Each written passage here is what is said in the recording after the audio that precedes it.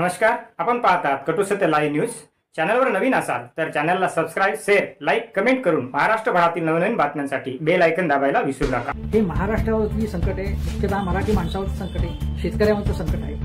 आणि ठाकरे, दोन ठाकरे हेच बाळासाहेबांचे वारस आहेत। एकनाथ शिंदेंचा काहीही संबंध नाही बाळासाहेबांच्या विचारांशी किंवा बाळासाहेबांशी। त्यामुळे बाळासाहेब जर असते तर त्यांनी काय केलं असतं? छत्रपती शिवाजी महाराजांनी बळीराजाच्या कल्याणाचा कसा विचार मांडला होता या प्रेरणा घेऊन आणि आम्ही दोघे एकत्रच आहोत हा संदेश देऊन लोकांना आणि महाराष्ट्राला आधार देणं आणि वाट दाखवणं भावी या संकटावर मात करण्याची हे उद्धव ठाकरे करतील असं मला वाटतं। असं त्यांनी करावं असं मला वाटतं। महाराष्ट्रामध्ये पूरस्थिती अत्यंत गंभीर आहे।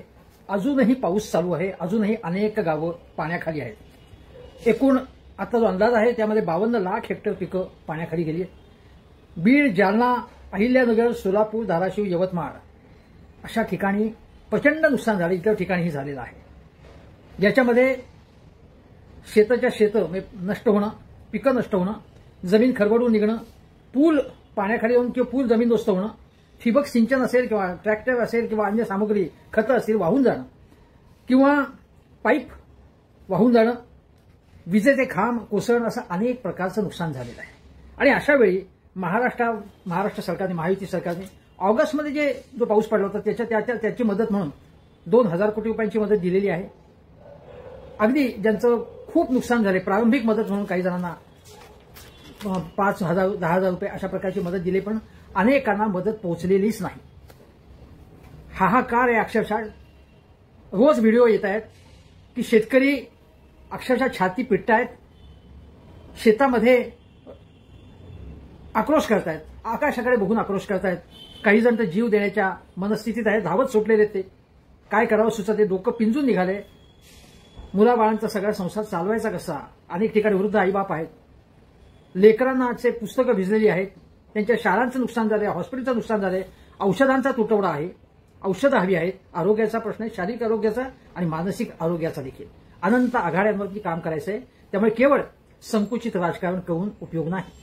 पण संकुचित राजकारण कोण करत आहे ते मुख्य म्हणजे महाराष्ट्राचे मुख्यमंत्री देवेंद्र फडणवीस। प्रत्येक प्रश्नाचं जगातल्या उत्तर त्यांच्याकडे आणि मोदीजींकडे आहे असा लोकांचा समज असला तरी तसं बिलकुल नाही।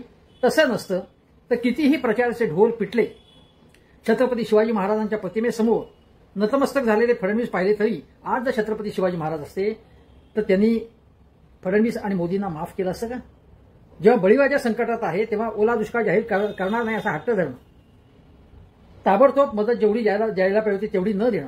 आणि हेच फडणवीस ज्यावेळी विरोधी पक्षात होते तेव्हा त्यांचे व्हिडिओ उपलब्ध आहेत की तुम्ही कर्जमाफी करत नाही आहात, तुम्ही शेतकऱ्यांचा घात करत आहात म्हणून सभात्याग करतोय आम्ही, अशा प्रकारे बोलणारे फडणवीस आणि विरोधी पक्षांना असं बोलण्याचा अधिकार नाही, केवळ तुम्हालाच तो अधिकार दिलेला आहे।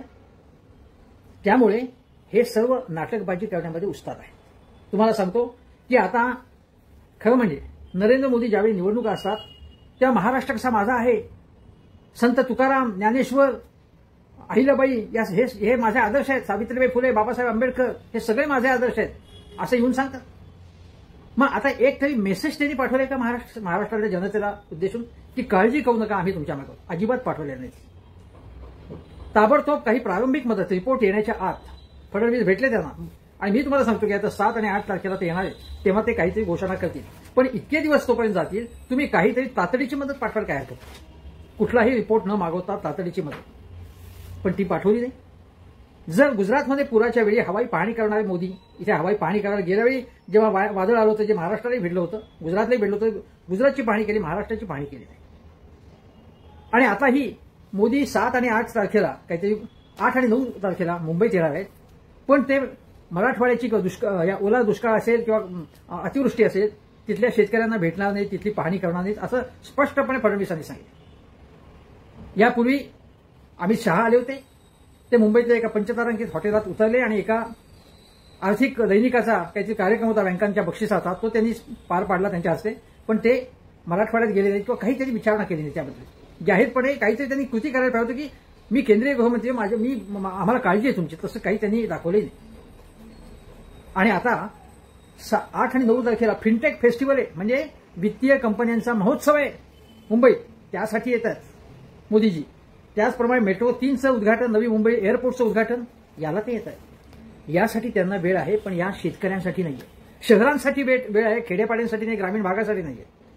त्यांना वाऱ्यावर सोडून दिलेले जणू त्यांनी.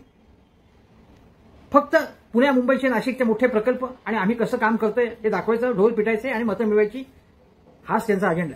आज जर महाराष्ट्रात विधानसभा किंवा लोकसभाच्या निवडणुका असत्या तर त्यांनी काय केलं असतं मी तुम्हाला यापूर्वी 3-4 दिवसापूर्वी सांगितलं. त्यानंतर संजय राऊतांनी अशाच प्रकारचं मत व्यक्त केलं. मी अगोदर केलं होतं, त्यानंतर त्यांनी व्यक्त केलं, असंच व्यक्त केलं. आणि हे वारंवार दिसून आलेलं आहे. अशा वेळी मी तुम्हाला सांगतो की ज्या प्रकारे यांचं संपूर्ण वागणं आहे की फक्त मोठमोठ्या गोष्टी करायच्या की आम्ही काही कमी पडू देणार नाही, आम्ही बळीराजाच्या मागे आहोत, शेतकरी हा अन्नदाता आहे आमचा, असं म्हणायचं आणि प्रत्यक्षात काहीच करायचं नाही किंवा अत्यल्प करायचं आणि ढोल मात्र पिटायचं की आम्ही सगळं करतो.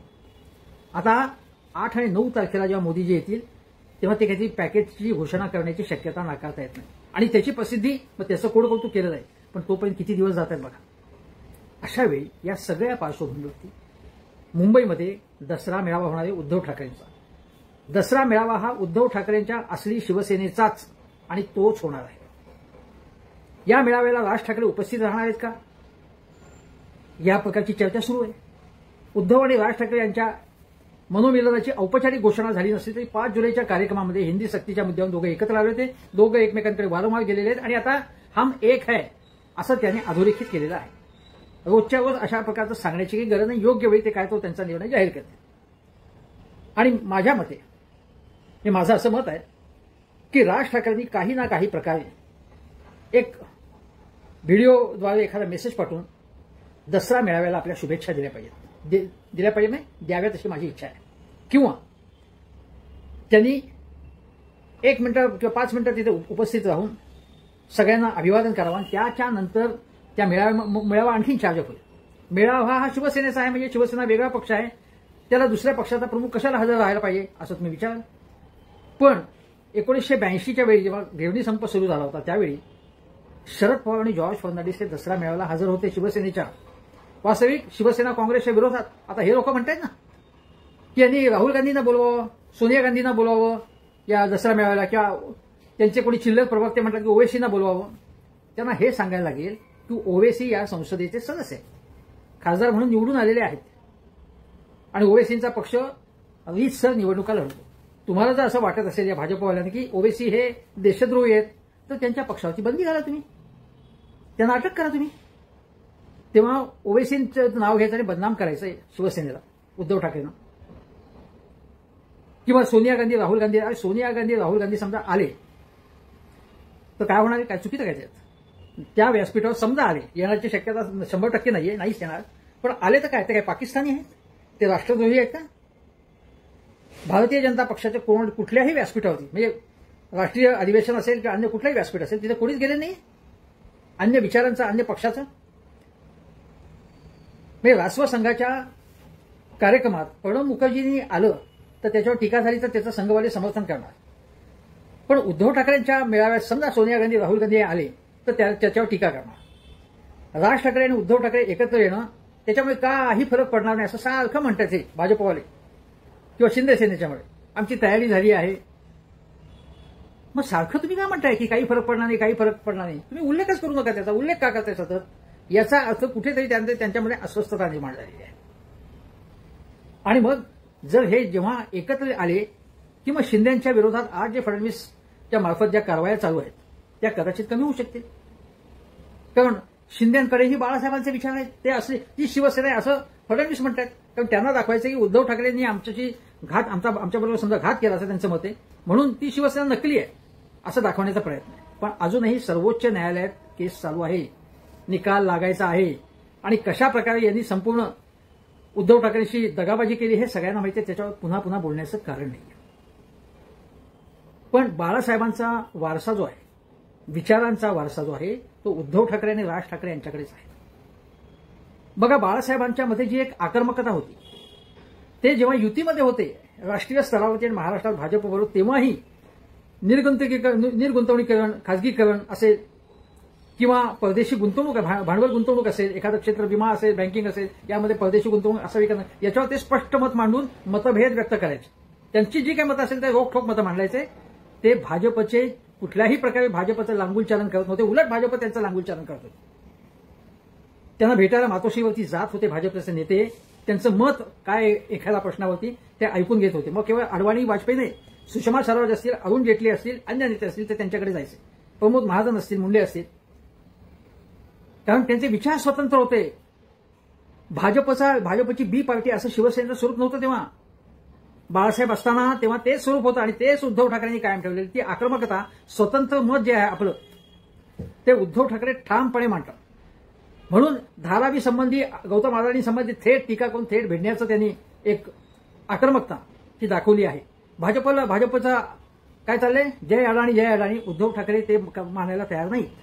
आता त्यांचा वेगळा पक्ष आहे हे तर कबूलच आहे, पण जेव्हा एकत्र होते उद्धव ठाकरे भाजपबरोबर, तेव्हाही ते काय म्हणत होते की मंदिर वही बनाएंगे, तारीख नाही बताएंगे. कारण मंदिराचं तुम्ही घोषणा केली आहे पण तुम्ही करत नाही. हे उद्धव ठाकरे युतीत असताना स्वतंत्रपणे बोलत होते. ही बाळासाहेबांची स्टाईल आहे आणि हेच राज ठाकरेंची स्टाईल आहे. जरी ते जेव्हा भाजपच्या जवळ होते त्यावेळी देखील त्यांनी स्वतःचा आप ठेवला होता, राखला होता आणि वेळोवेळी वेगवेगळ्या प्रकारे ते भाजपशी मतभेद व्यक्त करत होते. अगदी भाजपचे काही मुद्दे त्यांना पटले, मोदींचं त्यांनी कौतुक केलं, पण त्याचवेळी त्यांनी जेव्हा पुलवामा झालं तेव्हा प्रश्न विचारले होते.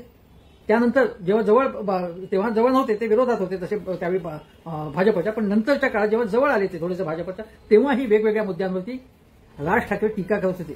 त्यांनी स्वतःचं स्वतंत्र व्यक्तिमत्व भाजपमध्ये विलीन केलं नाही. ही बाळासाहेबांची स्टाईल आहे. आमचा पक्ष स्वतंत्र पक्ष आहे, स्वतंत्र अस्मिता आहे आमची. आम्ही राज्याची अस्मिता, महाराष्ट्राची अस्मिता, मराठी भाषेची अस्मिता मानतो आणि म्हणून आम्ही तुमच्या होलाम हो म्हणणार नाही. हे बाळासाहेबांचं व्यक्तिमत्व, हे त्यांचे विचार, हे उद्धव ठाकरे आणि राज ठाकरे यांच्यामध्ये आहे. एकनाथ शिंदे हे भाजपत विलीन झालेले आहेत. त्यांचं कुठलंही मत भाजपच्या पेक्षा वेगळं नाही की नाही बाबा हे दोन गोष्टी मला पटल्या पण हे मला पटत नाही असं ते कधीच म्हणत नाही. फडणवीस मोदी शहांचा जय जयकार करण्यापूर्वी हेच जय जयकार करायला लागतात. म्हणजे ते भाजपचेच एक नेते आहेत असं वाटतं. त्यामुळे एकनाथ शिंदेचा स्वतंत्र पक्ष नाहीच आहे, स्वतंत्र व्यक्तिमत्व नाही, स्वतंत्र विचार नाहीत, जहाल ज्वलंत विचार नाहीत. हिंदी भाषा सक्तीच्या वेळी सुद्धा मुळमुळीत भूमिका. महाराष्ट्रातून उद्योगधंदे बाहेर जातात, गुजरातमध्ये जातात, त्याबाबत मुळमुळीत भूमिका. कुठल्याही प्रश्नावरती त्यांनी कुठलेही प्रश्न म्हणजे कुठल्याही बाबतीत कुठल्याही विषयावरती केंद्र सरकारला प्रश्न विचारला नाही की बाबा मी तुमच्याबरोबर आहे पण मला हे पटत आहे असं ते कधीच बोलले नाही. असं कोण बोललं होतं? अगदी तुम्हाला सांगतो की युतीमध्ये असताना नितीश कुमारांनी कधी कधी प्रश्न विचारले, अकाली दलांनी प्रश्न विचारलेले आहेत. चंद्रबाबू नायडू आता बरोबर त्याच्यापूर्वी बरोबर होतं तेव्हा सुद्धा त्यांनी काही बाबतीत मतभेद व्यक्त केले. पण एकनाथ शिंदे मतभेदच व्यक्त करत नाहीयेत. ते लांगुलचालन करतात भाजपचं. ते भाजपचे गुलाम झालेले आहेत, ते आणि त्यांचा पक्ष. एकनाथ शिंदेच्या बरोबर जे नेते आहेत मला सांगा, कारण कुठल्या बाळासाहेबांचे विचार त्यांनी घेतलेले आहेत? काय घेतलेले त्यांनी बाळासाहेबांचे विचार? काय संबंध आहे त्यांचा बाळासाहेबांच्या विचारांशी? काही संबंध नाही त्यांचा. त्यामुळे ती नकली शिवसेना आहे हे लक्षात ठेवलं पाहिजे. बाळासाहेबांचं जे स्वतंत्र आणि हिंदुत्व, त्यांचं जे ज्वलंत हिंदुत्व होतं, जहाल हिंदुत्व होतं, महाराष्ट्राच्या बाबतीत ठाम रोखठोक आणि आक्रमकता त्यांची होती. मराठी भाषेबाबत होती, मराठी संस्कृतीबद्दल, मराठी नाटक, मराठी सिनेमा, मराठी साहित्याबाबत आग्रही भूमिका ज्या त्यांच्या होत्या त्याबाबत एकनाथ शिंदेच्या आणि त्यांच्या सहकाऱ्यांच्या दृष्टिकोनानं काही संबंधच नाही त्यांचा याच्याशी. एक लक्षात घ्या की बाळासाहेब हे कलावंत होते, व्यंगचित्रकार होते आणि त्याखेरीज त्यांना अनेक कलांमध्ये रस होता. अनेक कलावंतांशी त्यांचे मैत्रीचे संबंध होते. तेच राज ठाकरे यांचे आहेत. नाटक असेल, कला असेल, साहित्य त्यांचा संबंध तोच उद्धव ठाकरे. आदित्य ठाकरे कवी आहेत, उद्धव ठाकरे हे चांगले फोटोग्राफर आहेत, त्यांना आर्टिस्टिक सेन्स आहे, त्यांनी काढलेली पुस्तकं बघा. हे बाळासाहेबांचे सगळे गुण या दोघांमध्ये आलेले आहेत. एकनाथ शिंदेच्या मध्ये हे काही आहे, कलेचे काही संबंध आहे का त्यांचा? साहित्याशी काही संबंध आहे?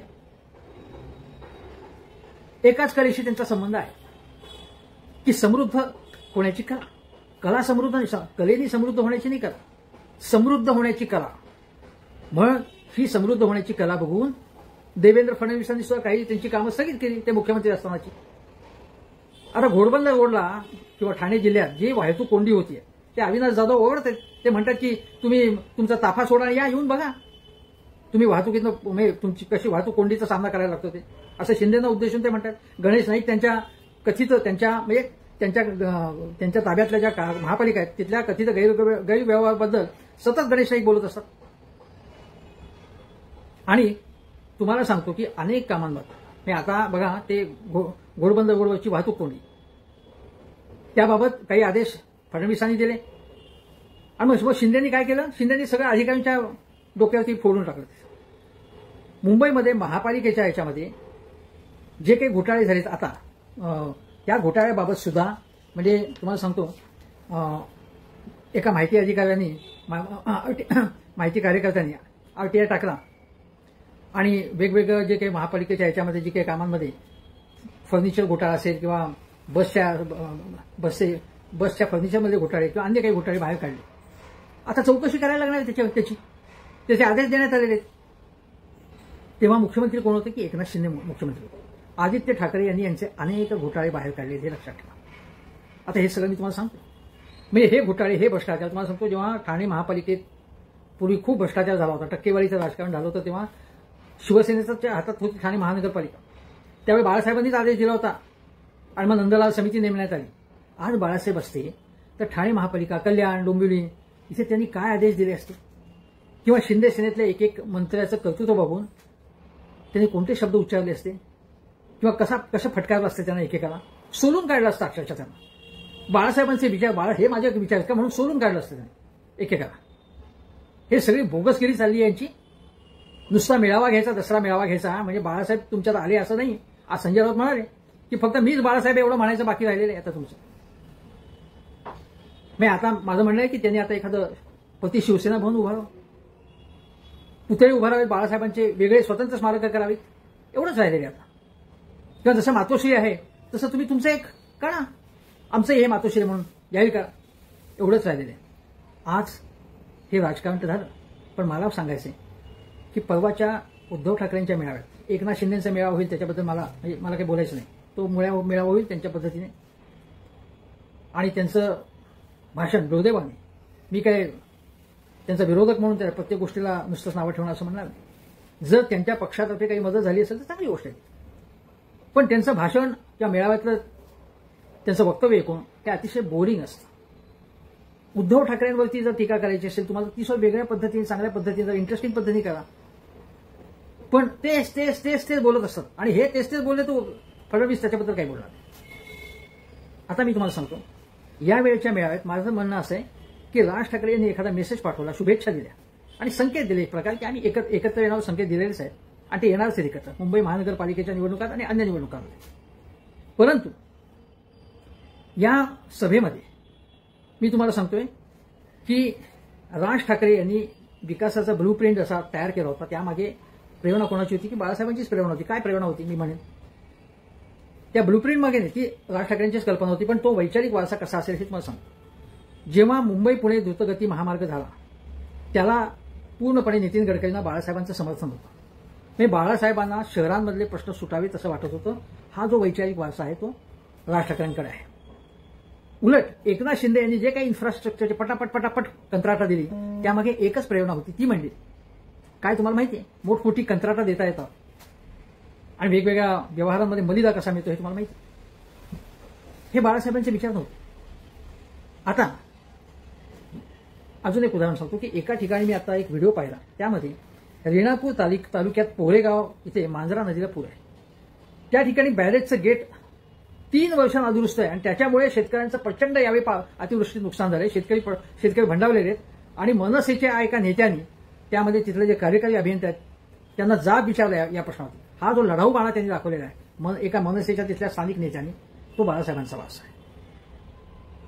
राज ठाकरेंना सुद्धा बाळासाहेबांचा वारसा आहे त्यांच्याकडे आणि ते म्हणतात की वारसा हा विचारांचा असतो, आहे त्यांच्याकडे तो वारसा. आणि त्याचप्रमाणे उद्धव ठाकरे हे बाळासाहेबांचा वारसा असल्यामुळेच ते ताबडतोब पूर परिस्थिती बघायला गेले. आणि मी म्हटलं होतं की यावेळी त्यांनी अधिक मदत याच्या अगोदर सुरू करायला पाहिजे. ती मदत आता त्यांची तयारी सुरू झाली आहे उद्धव ठाकरे यांच्या शिवसेनेची आणि ते तिथे मदत पाठवणारच आहेत. अरविंद सावंतांसारखे नेते जे आहेत तेही खूप त्याच्यामागे उत्साह दाखवत आहेत. मला आठवतंय की अरविंद सावंत यांनी मला जी माहिती आहे ती धाराशिवला किल्ल्याला भूकंप झाला होता तेव्हा धाराशिवला दिवाकर रावते, अरविंद सावंत वगैरे गेले होते. आणि दिवाकर रावते ते नेते होते त्यावेळी. अरविंद सावंतांनी सांगितलं की तेव्हा त्यांनी एक गावच्या गाव वसवलं. किंवा दुष्काळ पडला होता, मुख्यतः जव्हार मोखाडामध्ये खूप तीव्र दुष्काळ, आणि तुम्हाला माहिती आहे ते कुपोषण, बालमृत्यू वगैरे. तिथेही खासदार अरविंद सावंत गेले होते त्यावेळी. किंवा कोल्हापूरमध्ये जो पूर, कोल्हापूर सांगली तिथे जो पूर आला होता काही वर्षांपूर्वी, त्या ठिकाणी पुण्याहून सगळी मदत घेऊन अरविंद सावंत आणि अनेक शिवसैनिक त्या ठिकाणी गेले होते. त्यांनी तिथे मदतही केली होती चांगल्या प्रकारे. हे आपण लक्षात ठेवलं पाहिजे. अजय चौधरी असतील, अरविंद सावंत असतील, आपले कोकणचे वैभव नाईक असतील, हे सगळे लढाऊ लोक आहेत आणि हे लोकांच्या मदतीस केव्हाही धावून जाणार आहेत. ओमराजे निंबाळकर असतील, ते कैलास पाटील असतील, असे अनेक जण आजही शिवसेनेमध्ये आहेत उद्धव ठाकरेंच्या याच्यात, की जे मदतीसाठी धावून जातात. आणि माझ्या कल्पनेप्रमाणे किंवा मला असं वाटतं की उद्धव ठाकरे यांनी या सभेमध्ये मराठवाड्यातला शेतकऱ्यांचा जो प्रश्न आहे आणि त्यामध्ये लॉंग टर्म अनेक समस्या त्याच्यामध्ये आहेत, ते तज्ज्ञांनी दाखवून दिले आहेत. ते शेखर गायकवाड जे माजी आयुक्त आणि ज्यांनी ग्रामीण भागात खूप महत्त्वाचं काम केलेलं आहे, त्यांनी सांगितलंय की 2 पिढ्यांचं नुकसान शेतकऱ्यांचं झालेलं आहे किंवा शेत जमिनीचं नुकसान झालेलं आहे आणि त्यासाठी काय काय करायला पाहिजे, असे तज्ज्ञ आपल्याकडे अनेक आहेत. या तज्ज्ञांशी सल्लामसलत करून राज ठाकरे, उद्धव ठाकरे यांनी एखादा कृती आराखडा तयार करून त्या दृष्टीने काही प्रेझेंटेशन केलं आता या सभेत नाही तर ते चांगलं होईल. कारण काही पक्ष शहरांमधले असले तरी ग्रामीण भाग आणि शहरांचा जवळचा संबंध असतो. राज ठाकरे हे शहरांच्या समस्या मुख्य म्हणजे मांडतात, पण शहरामध्ये कोण येतात? खेडेपाड्यातले लोक नोकरी व्यवसायासाठी येतात ना तिथे. त्यामुळे ग्रामीण भागातही तेवढाच रस घ्यावा लागतो. आता यावेळी महाराष्ट्रापुढचं हे जे संकट आहे त्यामध्ये नेमकं काय करायला पाहिजे, मी असतो तर काय केलं असतं, आणि केंद्र सरकारने काय केलं पाहिजे, राज्य सरकारने काय केलं पाहिजे, समाजाने काय केलं पाहिजे, यासंबंधी काही एक चिंतन हे उद्धव ठाकरे यांनी करावं असं मला वाटतं. काही उपायही सुचवावेत आणि नेहमीच्या चौकटीपेक्षा एकनाथ शिंदेनं काय करायचं ते करू, भाजपला काय करायचं ते करू, दादांना काय करायचं ते करू, पण एक संपूर्ण कुटुंब एक मानणारा महाराष्ट्र आणि त्या कुटुंबाची जबाबदारी घेणारा करोनाच्या काळात असा हा नेता उद्धव ठाकरे यांनी यावेळी थोड्या वेगळ्या प्रकारे या सगळ्या गंभीर समस्येचा विचार करून काही एक मुक्त चिंतन करावं आणि थेट उपायही सुचवावेत आणि पूरग्रस्तांच्या मदतीला धावून जाण्याची एक शिवसेनेची म्हणजे काही योजना असेल, कल्पना असेल किंवा जो संदेश असेल आपल्या शिवसैनिकांना की मदत घेऊन जा, कसं कोणती मदत घेऊन जा, कशी मदत घेऊन जा, कुठेही मदत घेऊन जा, यासंबंधी एक मेसेज द्यावा आणि महाराष्ट्राला तुमच्या मागे शिवसेना आहे अशा प्रकारचा एक आधार द्यावा. नेहमीचे आरोप प्रत्यारोप थोडेसे बाजूला सारून किंवा थोडे कमी करून तर ते अधिक योग्य होईल असं मला वाटतं. आज महाराष्ट्रापुरचं संकट फार मोठं आहे. त्यामुळे उद्धव ठाकरे किंवा राज ठाकरे यांच्यावर आपली जीभ चालवणारे जे लोक आहेत त्यांच्याकडे दुर्लक्ष करून हे महाराष्ट्रावरती संकट आहे, मुख्यतः मराठी माणसावरचं संकट आहे, शेतकऱ्यांवरचं संकट आहे. आणि दोन ठाकरे हेच बाळासाहेबांचे वारस आहेत. एकनाथ शिंदेचा काहीही संबंध नाही बाळासाहेबांच्या विचारांशी किंवा बाळासाहेबांशी. त्यामुळे बाळासाहेब जर आज असते तर त्यांनी काय केलं असतं? छत्रपती शिवाजी महाराजांनी बळीराजाच्या कल्याणाचा कसा विचार मांडला होता या प्रेरणा घेऊन आणि आम्ही दोघे एकत्रच आहोत हा संदेश घेऊन लोकांना आणि महाराष्ट्राला आधार देणं आणि वाट दाखवणं भावी या संकटावर मात करण्याची हे उद्धव ठाकरे करतील असं मला वाटतं. असं त्यांनी करावं असं मला वाटतं. पाहत रहा निर्भीड सत्य अर्थात सर्वसामान्यांचे व्यासपीठ, आपल्या सर्वांच्या हक्काचे चॅनल कटू सत्य लाईव्ह न्यूज. धन्यवाद.